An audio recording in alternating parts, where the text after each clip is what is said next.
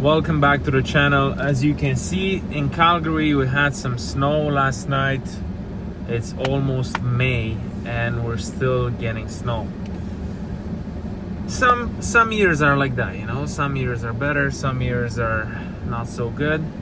Just like real estate, you know. But today I want to talk about how to look at a deal that is not performing right now. So you want a deal that's not performing right now. Trust me. YouTube, I'm back. Okay. Here are a few of the projects we sold and a few of the projects we still have available. If you are planning to move all your investments towards multifamily, you want to sell that condo or that house and you want to buy something bigger, message me. I'll set you up. And I can give you an example, exact example that I have with my own deal that I bought, a fourplex in Red Deer that I bought almost 2 years ago. That property, I bought it with the rents underperforming. So we had 4 units there, right? So 2 upstairs and 2 downstairs in the back.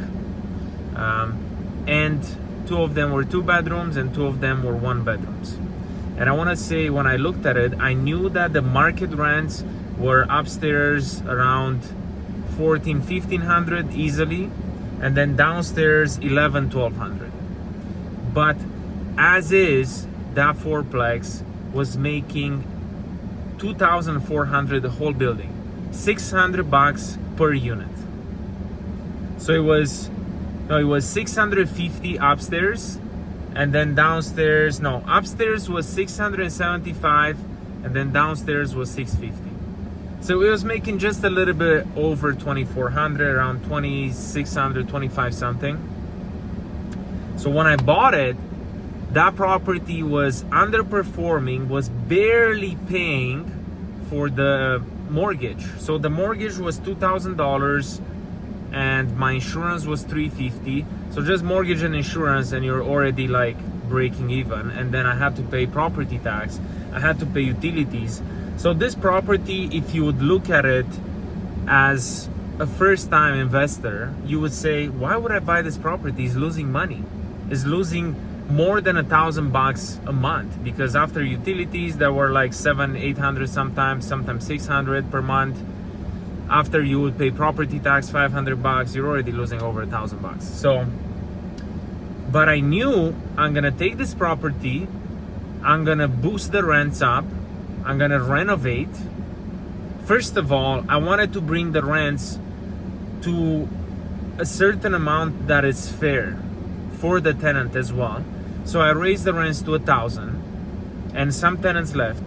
The tenants that left, I just renovated their units.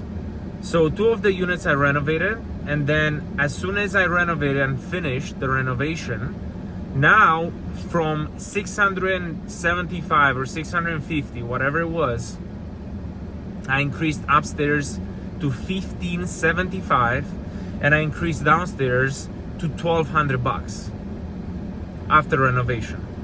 So right now I increased the cash flow just on that side by, how much is that? Let's see. So 1,200 from 1,200 to basically almost 3,000. So easily double the rent. So long story short, the whole building, after I redid everything, it took me about 8 to 10 months to renovate, but also increase the rents and change the tenants and all that. Renovation only took me about 3 months, but everything all together, just to stabilize it again, it took me about 10 months.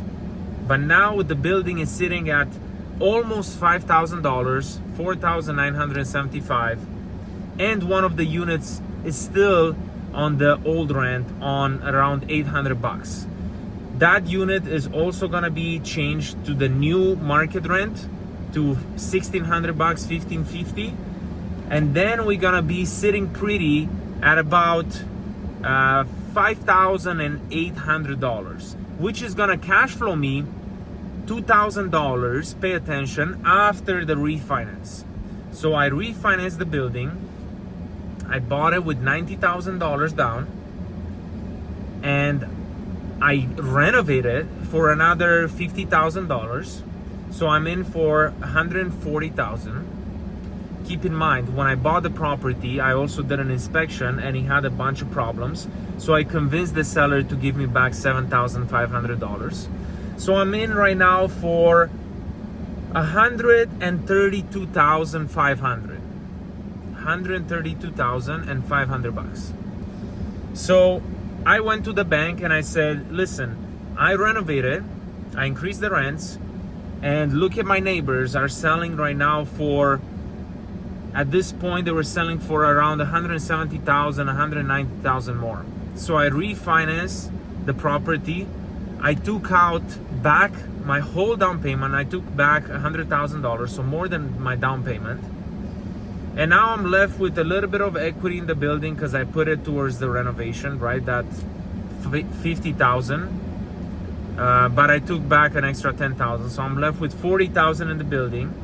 So I bought this building for $40,000 and I'm cash flowing right now after the refi, because now the mortgage went from $2,000 to $2,500. I'm cash flowing about $2,000 per month. That's just because I looked at this building for what it could be and for what it will be, not for what it is today. So you gotta know how to look at a building and how to analyze it. And what are the market rents right now? What can you do with it? Can you increase the rents? Can you lower the expenses? And can you increase your NOI, your net operating income? Because that's what matters. That's the money in your pocket. That's what matters for the future. So this is only a 4-unit, but if you do this with a 5-unit or more, you can directly go to the bank, refinance after a year of stabilization. After that, you can just go to the bank and you can say, hey, I have a building now that makes 3 times more money than it used to. I want to refinance it because now it has a way higher value. And now you can take all your money out and sometimes of whatever you put in. Keep in mind, commercial and residential is a little bit different. This is still considered residential, the 4 units. It's just because under 5 units, everything is residential. So basically the bank, the way the bank looks at it is looking at the comps around the area. So it's not looking at just your building, the way your building is performing. It's looking at what your neighbor sold for. So if your neighbor sold for 600 and he has a 4+ that's similar to yours, you're gonna be valued at 600.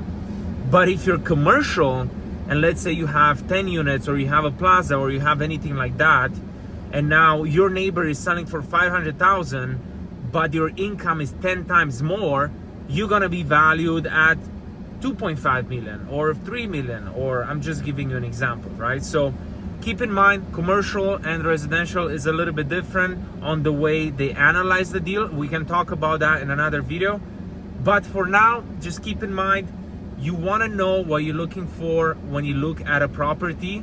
Most of the time, those properties that are going to underperform at the beginning, those properties are the gold mine. So don't sleep on it. If you want properties like this, I have a full inventory right now. We have 1 in Calgary, 2 in Red Deer, and 1 in Edmonton. Send me a message below to my phone number. I'm gonna add you to the newsletter and I'm gonna send you those properties. Those are off market. Just a few people know about it. Just the people that are exclusive to my list know about it. I also wanna mention, I'm working on a course right now specific for investors, just so you know how to take those properties from underperforming to a high valuation, so you can pull your money out and you can do exactly what I did. You can get to 22 units in the next 3 years easily if you follow my blueprint. If you want to sign up for that, just send me a text below, because I'm gonna give it for 50% off right from the get-go. So that's only gonna be for 2 weeks at the beginning. So make sure you sign up. With that, thank you so much for watching. I'll see you guys next time. And keep in mind, the weather, sometimes it's rainy, sometimes it's snowy, sometimes it's sunny. It's just like real estate, right? Sometimes it's not that good, sometimes it's good, So you gotta take advantage and use it towards your own benefit. Use it towards your own benefit. So with that, thank you so much for watching. I'll see you guys next time.